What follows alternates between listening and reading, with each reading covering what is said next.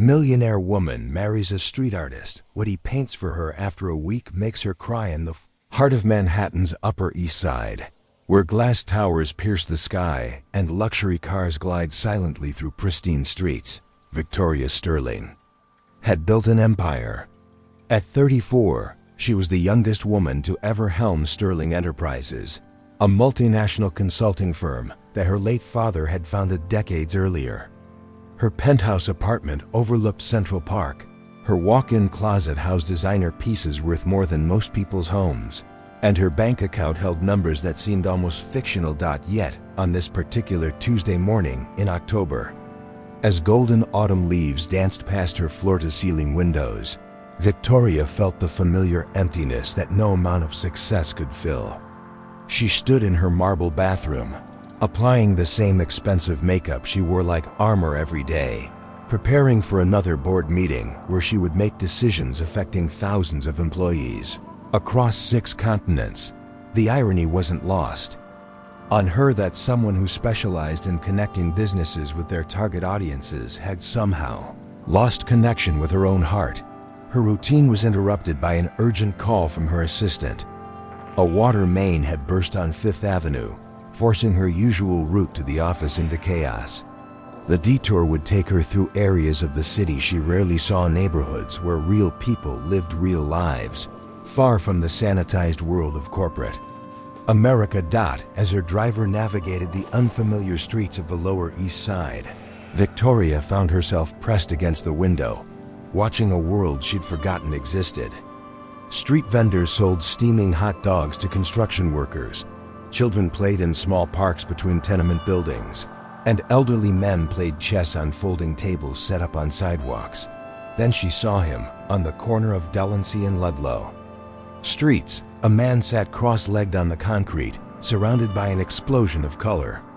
His canvas was positioned on a makeshift easel constructed from milk crates and wooden planks. Paint tubes lay scattered around him like fallen soldiers, their contents squeezed out in careful portions on a pallet made from a paper plate. His clothes were splattered with every hue imaginable, as if he'd been caught in a rainbow storm.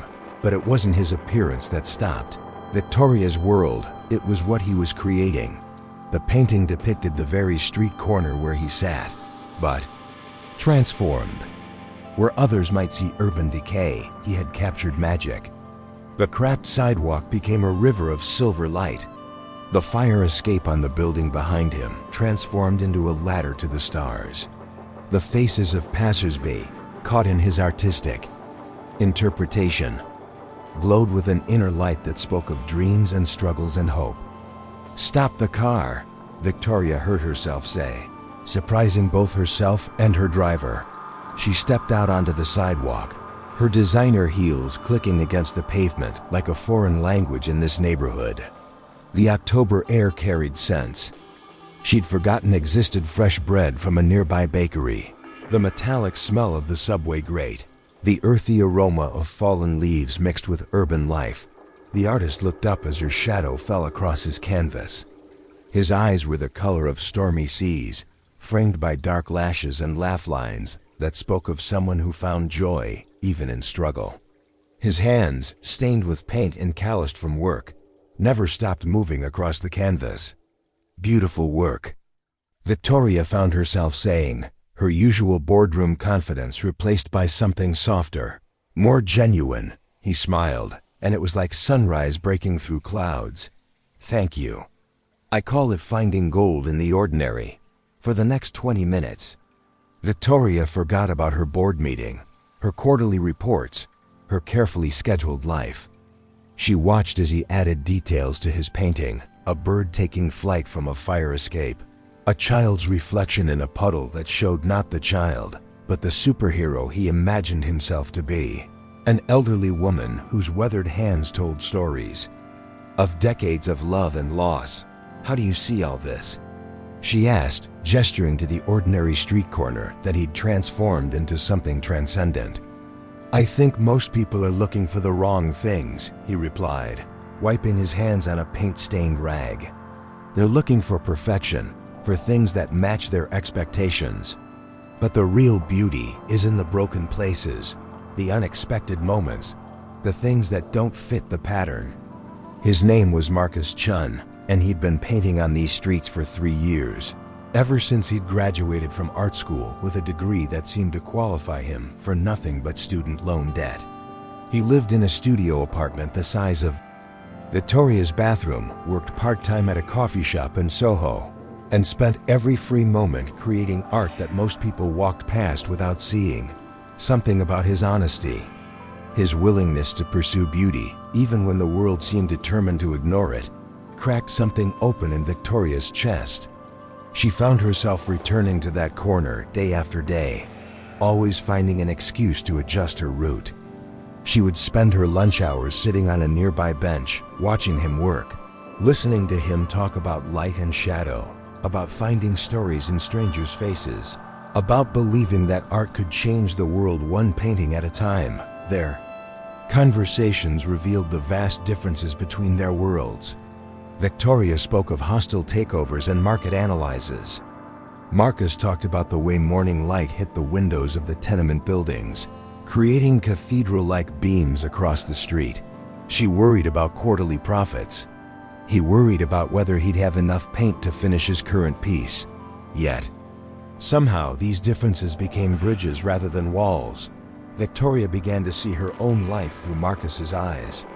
The corporate world she'd inhabited for so long, with its emphasis on competition and acquisition, suddenly felt hollow compared to his world of creation and connection.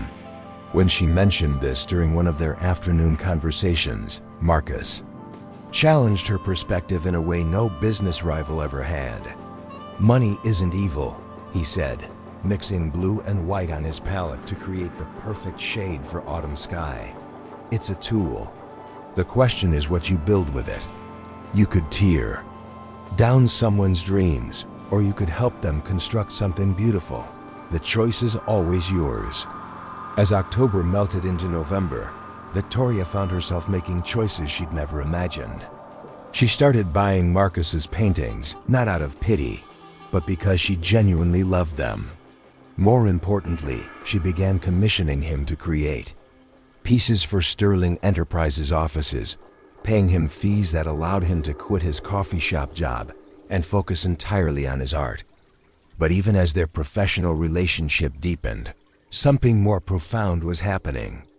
Victoria discovered that Marcus saw her not as the CEO, not as the woman who appeared on magazine covers as one of America's most powerful under 40, but as Victoria, the woman who stopped to watch street musicians, who teared up at his paintings, who admitted that sometimes success felt like the most beautiful prison ever constructed.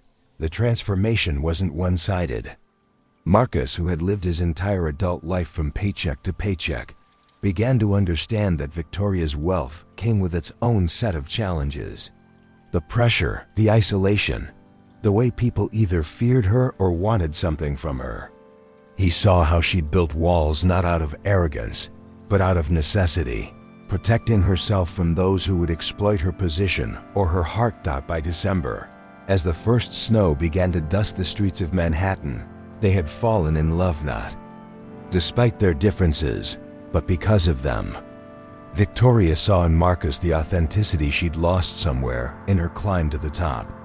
Marcus saw in Victoria not just financial security, but someone who understood the weight of responsibility, someone who could appreciate both the beauty he created and the practical realities of the world they lived in. Their relationship scandalized Victoria's social circle and puzzled Marcus's artist friends, but neither of them cared. They had found something neither had expected, a love that saw past surface differences to the soul beneath. The proposal came in January, not in some expensive restaurant or exotic location, but on the same corner where they'd first met. Marcus had been working on a new piece of winter scene that somehow captured both the harshness and beauty of New York in January. As Victoria arrived for what she thought was their usual lunch date, she found him putting the finishing touches on a painting that took her breath away. It showed the corner where they'd met, but as he always did, Marcus had transformed it. The winter scene glowed with warmth despite the snow. And there, In the corner of the painting were two figures, a woman in expensive coat and a man with paint-stained hands, looking at each other as if they'd discovered something precious.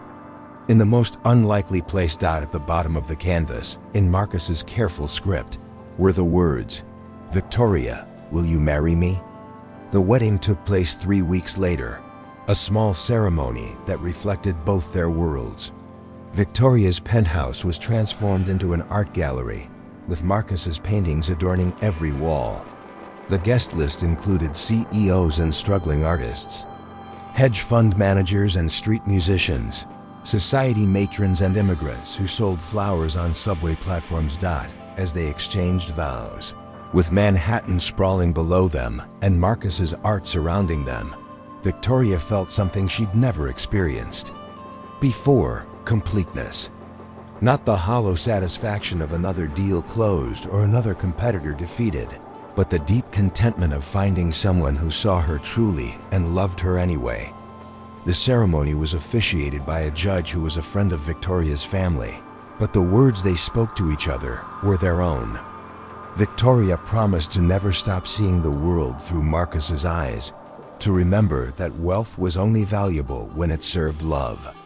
Marcus promised to help her rediscover the parts of herself she'd buried beneath years of corporate armor, to create beauty not just on canvas but in their life together. As they kissed as husband and wife, snow began to fall outside the windows, each flake catching the light like tiny miracles. Their guests cheered, cameras flashed, and somewhere in the back of the crowd, Victoria's longtime assistant wiped away tears, marveling at the transformation she'd witnessed in her boss over the past few months. The reception that followed was unlike any social event Manhattan had seen. Instead of the usual string quartet, Marcus had arranged for a jazz trio he'd met busking in Washington Square Park. Instead of formal dining, they served food from the various ethnic restaurants in Marcus's neighborhood, the kind of authentic cuisine Victoria's social circle rarely experienced. But the evening's most memorable moment came when Marcus presented Victoria with his wedding gift, a painting he'd created in secret over the weeks leading up to their ceremony. It showed their penthouse apartment, but transformed in his signature style. The modern furniture glowed with warmth, the city lights outside the windows became stars, and there, in the center of the composition, were two figures dancing, not the stiff, formal dance of society galas, but a real dance, full of joy and movement and life. Victoria cried when she saw it, not caring that her makeup ran or that her society friends were watching. For the first time in years, she was experiencing pure, unguarded emotion, and it felt like coming alive. As their wedding night drew closer and their guests began to leave, Victoria and Marcus stood together at the windows of her penthouse, looking out at the city that had brought them together. The snow continued to fall, transforming the urban landscape into something soft and magical. "I never thanked you," Victoria said, her hand finding his. "For what?" "For seeing me. Really seeing me. Not the CEO, not the inheritance, not the bank account, just me." Marcus turned to face her, his paint-stained fingers gentle as they touched her cheek. "That's what love is, isn't it? Seeing someone completely and choosing them anyway." As they prepared for their first night as husband and wife, neither could have imagined what Marcus would create for her in the week to come. A painting that would reveal not just his love for her, but a connection to her past that would change everything they thought they knew about their unlikely love story. The first week of marriage unfolded like a carefully orchestrated symphony. Victoria took her first vacation in 5 years, leaving sterling enterprises in the capable hands of her senior partners. Marcus moved his essential art supplies into the penthouse, though he kept his small studio apartment as a workspace, a compromise that allowed him to maintain his independence while building a life with Victoria. Their days fell into a rhythm that neither had experienced before. Victoria would wake early, as was her habit, but instead of immediately checking market reports and emails, she would find Marcus already at work on his latest piece, positioned near the windows where the morning light painted everything in shades of gold and amber. She discovered that he was a morning person by necessity rather than choice. The quality of natural light was best in the early hours, before the city's haze and activity filtered the photons streaming down from the sky. Watching him work became her new morning ritual, replacing the anxiety-inducing news feeds and stock updates that had dominated her previous mornings. Marcus, for his part, was fascinated by Victoria's mind in the same way she was captivated by his artistic vision.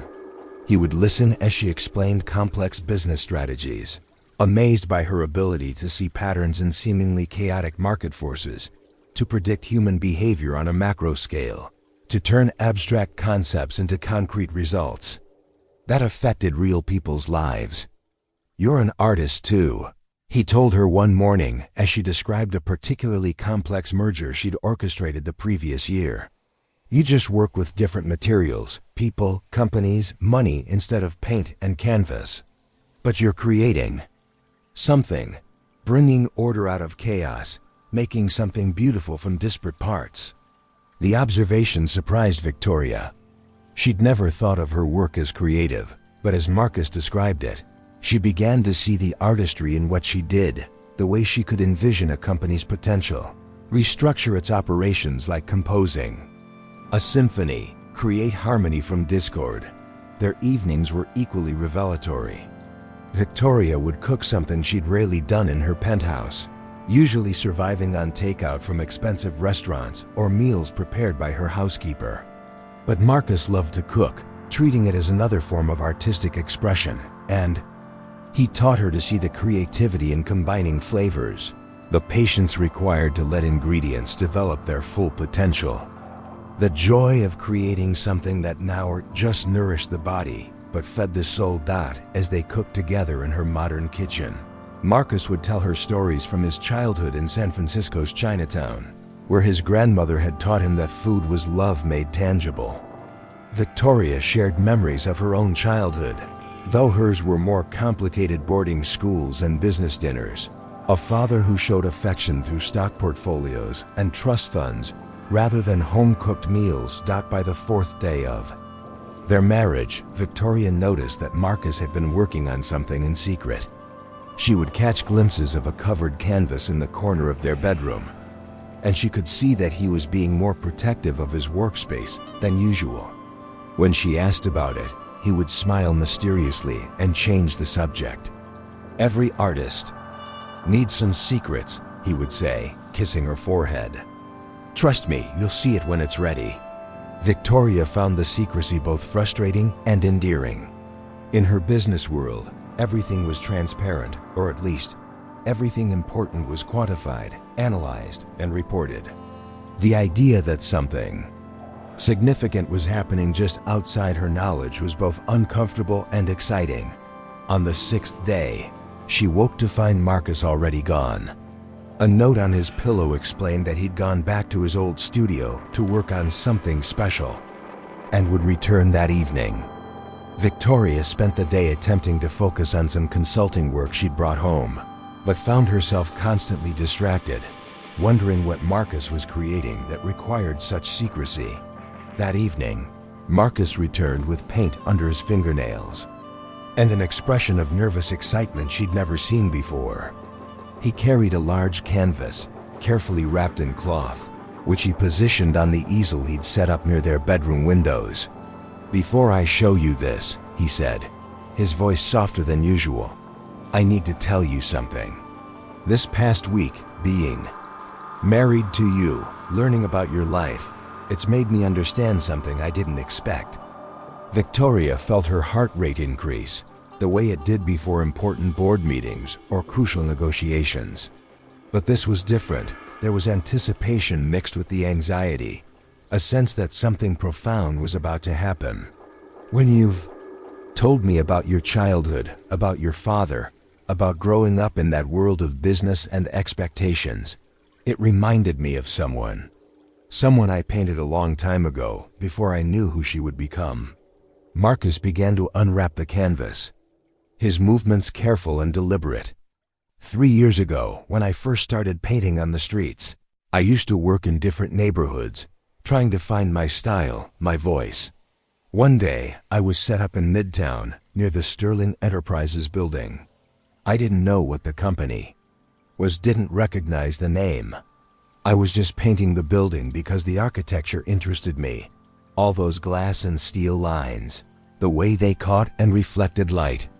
The cloth fell away, revealing a painting that made Victoria's breath catch in her throat.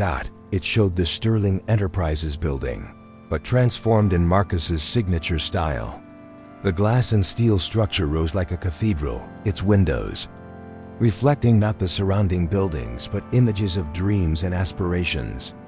And there, visible through one of the upper floor windows, was a figure that made Victoria's knees weak. It was her, 3 years younger, standing at the window of her office. But Marcus had painted her not as the powerful CEO the world saw, but as she really was in her private moments, vulnerable, isolated, beautiful in her loneliness. Her reflection in the glass showed not her business attire, but something softer, more ethereal, as if he'd somehow captured the woman she was beneath. The corporate armor. I painted this woman I saw in the window, Marcus continued, his voice barely above a whisper. She appeared every day around the same time, always standing in the same place, looking out at the city. I was fascinated by her. There was something so lonely about her, so beautiful and sad. I painted her because she looked like she was searching for something, and I wanted to give her what she was looking for, even if I didn't know what it was. Victoria stared at the painting, tears beginning to blur her vision. She remembered those days 3 years ago, some of the darkest of her life. Her father had died just months before, leaving her to run the company while still grieving his loss. She had felt overwhelmed, isolated, desperate for some connection to the world outside her office walls. I used to stand at that window every day, she whispered. I would look down at the street, wondering if there was anyone down there who saw me as anything other than a symbol, a name on a building. I felt so alone, Marcus. So completely alone. But you weren't alone, Marcus said, stepping closer to her. I was down there, painting you, seeing you, falling a little bit in love with a woman I'd never met. When I saw you that first day on Delancey Street, something felt familiar, but I couldn't place it. It wasn't until this week, hearing your stories, seeing the way you look out windows when you think no one is watching, that's when I realized you were my first muse, Victoria. 3 years before I knew your name, before I knew anything about your world, I was painting you. Victoria could no longer hold back the tears. They streamed down her face as she looked at the painting, at this evidence that even in her darkest, loneliest moments, someone had been seeing her, capturing her essence, caring enough to transform her pain into something beautiful. The woman in the painting, she managed to say through her tears, she's not alone anymore. No, Marcus agreed, wrapping his arms around her. She found exactly what she was looking for, even though she didn't know it at the time.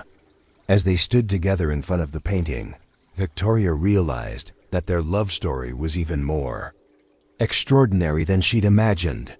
It wasn't just a tale of two different worlds colliding, it was a story of recognition, of two souls who had been connected long before they met, finding their way back to each other against impossible odds.